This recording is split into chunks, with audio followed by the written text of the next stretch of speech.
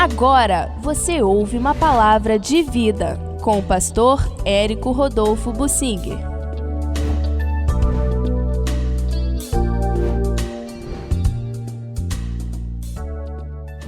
Davi, eu quero falar sobre Davi, aprendeu a vigiar, principalmente na condição de líder, liderando um grupo de homens.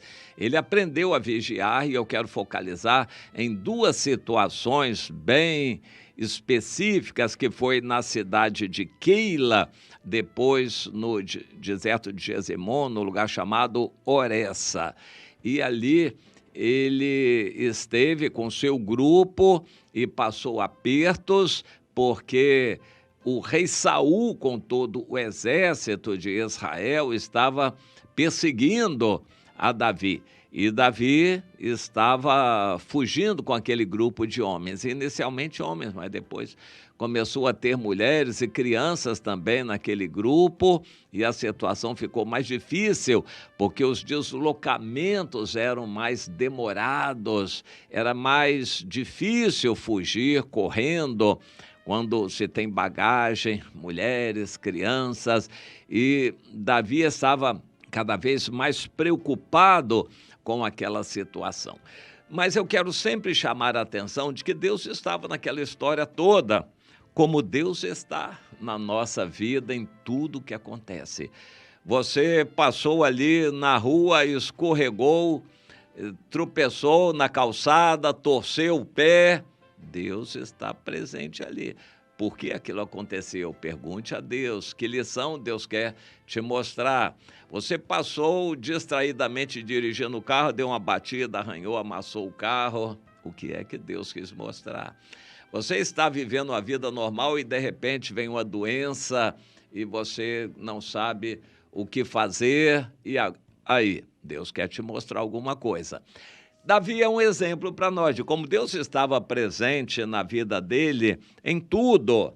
Ele estava na região que ele conhecia muito bem, o sul de Judá, e ele recebeu uma notícia. Os filisteus estão pelejando contra a cidade de Keila e saqueando as eiras, ou seja, onde os judeus colocavam seus mantimentos, e o Davi recebeu aquela notícia. Aí consultou o Senhor.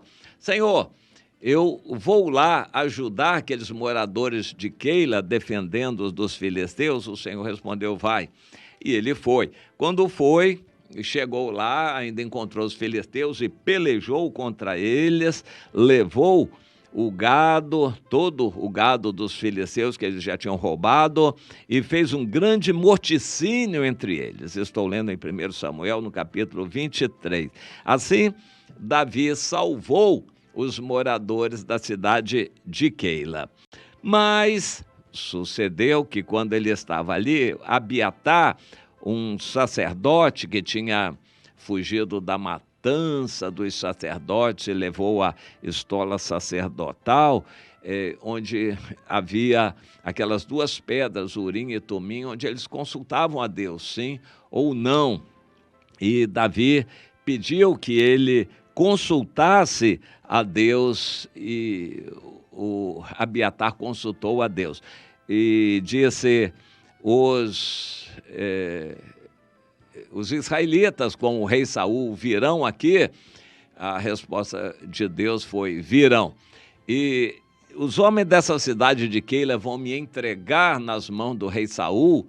O Senhor respondeu, vão entregar. Davi salvou a vida, salvou os bens, salvou as famílias dos moradores de Keila, mas eles o entregariam ao rei Saul.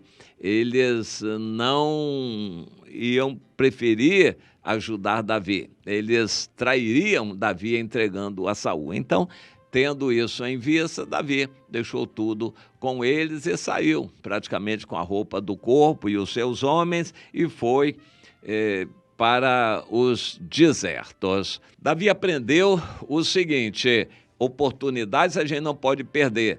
Filisteus estão atacando nossos irmãos, vamos defender nossos irmãos. no Brasil há uma luta, o judiciário do Brasil prendendo pastores. Nós vamos defender os pastores. Mas não é da nossa denominação, aquele lá é de outra denominação. Não importa, são nossos irmãos, nós vamos defender. Mas o judiciário tem autoridade, sim, mas nós vamos defender nossos irmãos. Davi defendeu Keila, embora ele não tivesse o apoio do rei Saul. Quem deveria defender era o rei Saul, mas ele não tinha condições, o governo não tinha condições para isso. Mas se no Brasil se levantarem contra nós, a grande mídia vem contra nós nos denunciando, nós vamos apoiar os irmãos, vamos ser solidários com os nossos irmãos. Davi nos ensina isto.